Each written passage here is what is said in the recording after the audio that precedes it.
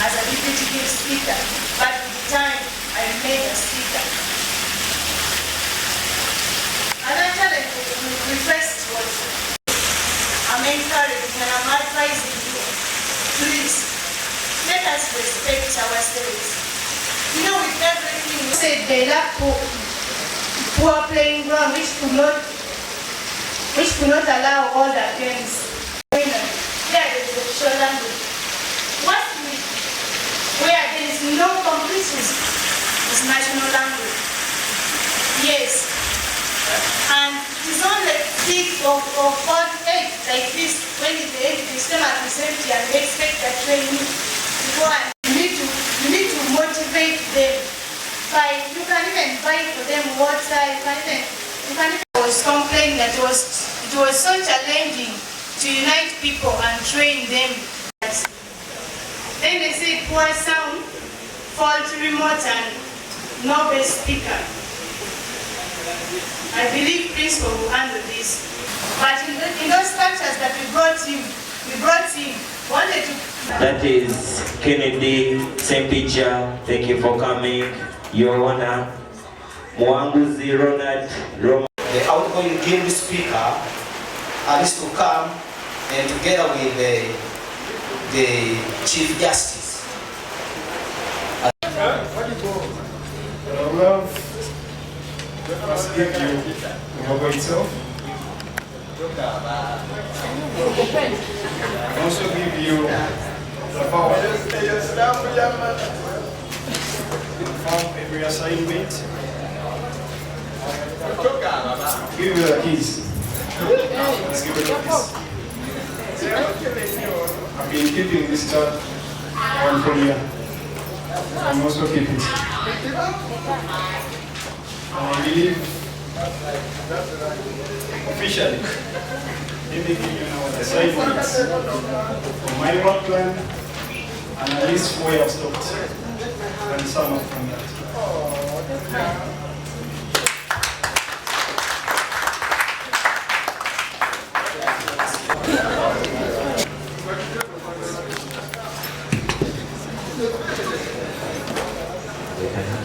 Together there.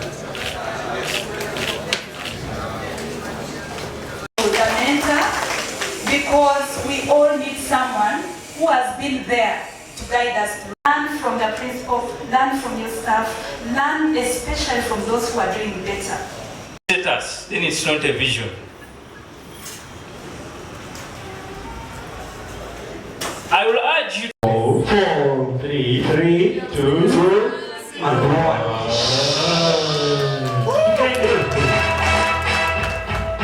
Congratulations. You want to run the build activities, but you find that the money which is in build outcome is very small.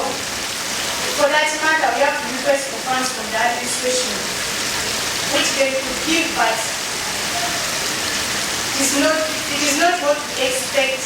At least if this build fee were increased like 20 to 25,000 per student that is paid every year, this money will work.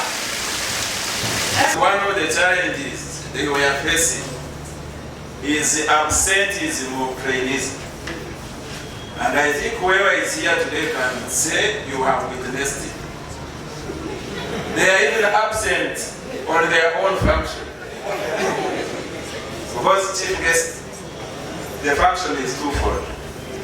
There is handover and takeover.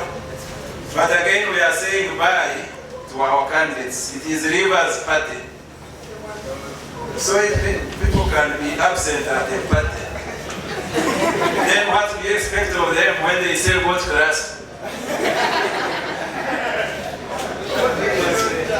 And it is a challenge to us. My instructors are complaining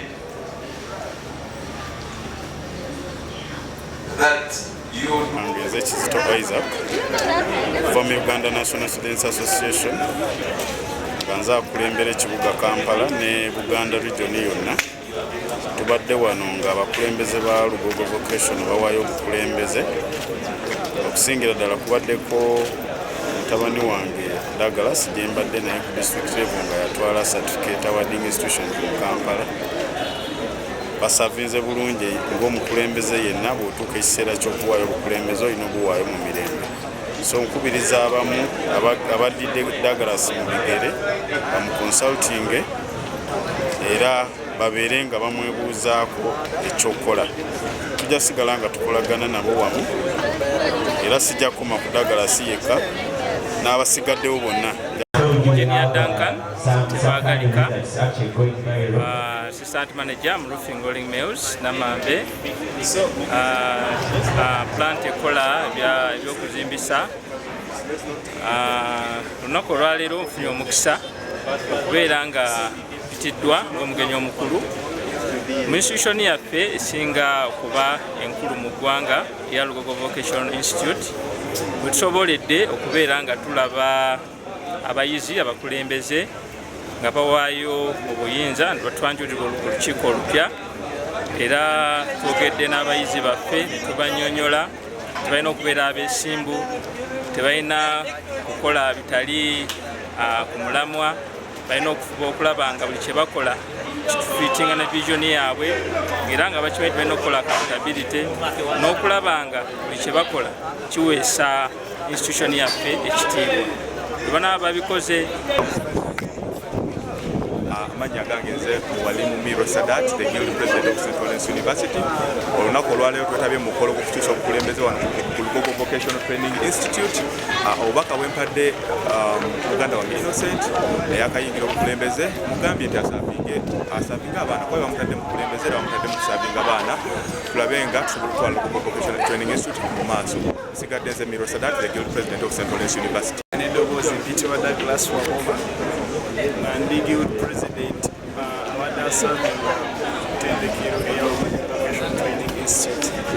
So obukulembeze leero wefadde officially kibadde ekiseera kyange. It was a very good experience working kubanga like tukolagana tuli under abayizi ne tubaweerera era leero nsazeewo okuteekawo obuyinza officially nga wa President azzeeko amuyita Innocent Irrigation.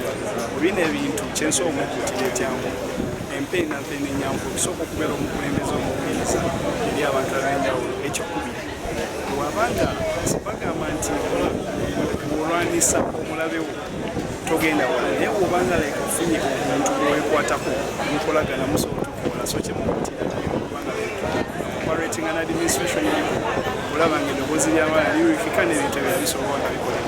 Yes, amanya n'eddoboozi nsigadde nga amanya gange nze Ainomsha Innocent, Guild President w'e Lugogo omupya. Tuliddeko ebimu ku kabineti challenges ebafeesinze naye nze mbasuubiza nti byonna tugenda bikola nga tutandika ne tuition. Ekizibu kya tuition twakiwulidde naye nze ngenda kikolako ate mbasiibuza bingi byonna byabalemere tugenda okukola ate tulina obikola. Ekyo kyekisuubizo kyange ngenda baweereza.